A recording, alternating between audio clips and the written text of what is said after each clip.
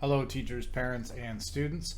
Welcome to another episode of 5 Minutes of History by Teach by Day. I'm Mr. Margot. This is middle school U.S. history. Today we're going to be learning and breaking down the differences between some of the English colonies, and we're going to talk about the French and Indian War.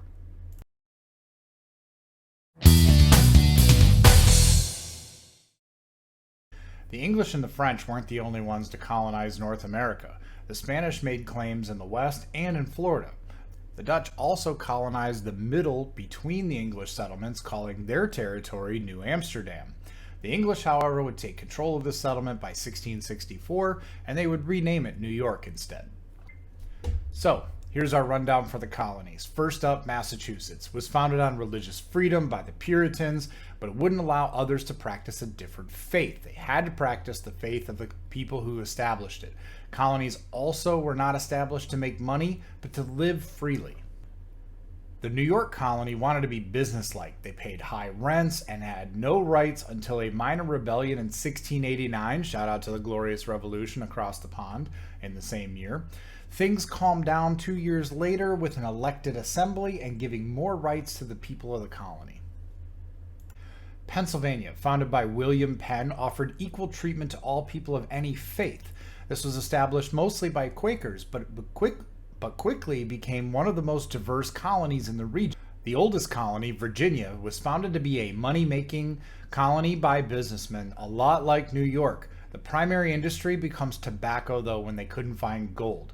This was because of the huge areas that they were able to use as farmland, and it meant they needed a huge labor force. Virginians turned to slavery. They first enslaved natives who eventually died or ran away because of the harsh labor conditions. They then turned to indentured servants who were given their freedom and supplies at 5 to 7 years after passage to the area. And lastly came Africans. This last labor system of enslavement, Africans continued the longest to turn Virginia into a very profitable company and colony. Virginia also started the first elected assembly in the colonies called the Virginia House of Burgesses in 1619, the same year the first African slaves showed up. If you want to learn more, there's the 1619 project. I highly recommend you look that up. Last, we have Georgia. It was the last of the 13 original colonies and was founded as a debtor's prison escape.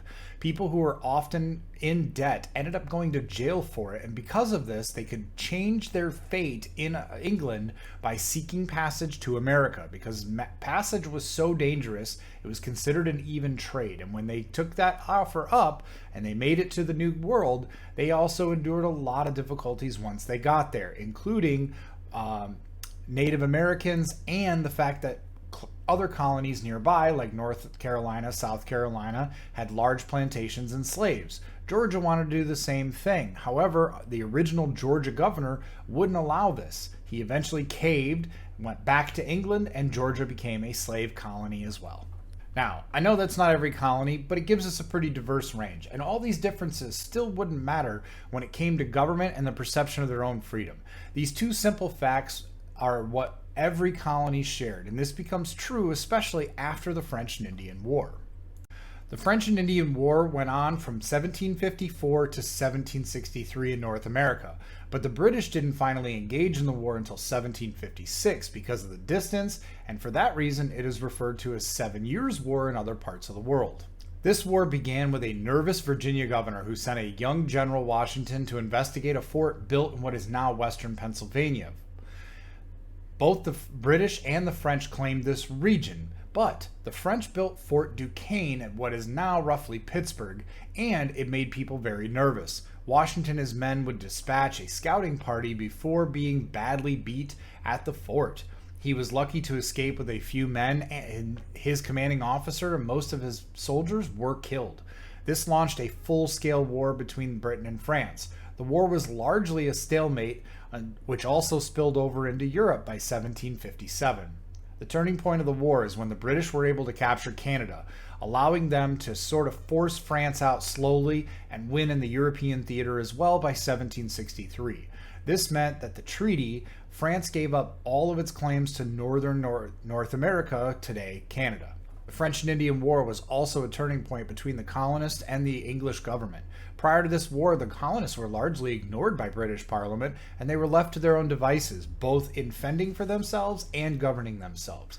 They were not seen as anything useful to the government or large enough for the government to be concerned with, and important enough at that time. However, now, because the war was very expensive, taxes were coming, and the colonists didn't have a problem with paying the taxes. They did have a problem with how those taxes were created. Join me next time when we discover how taxes created the United States and lead to the colonies uniting under a common cause.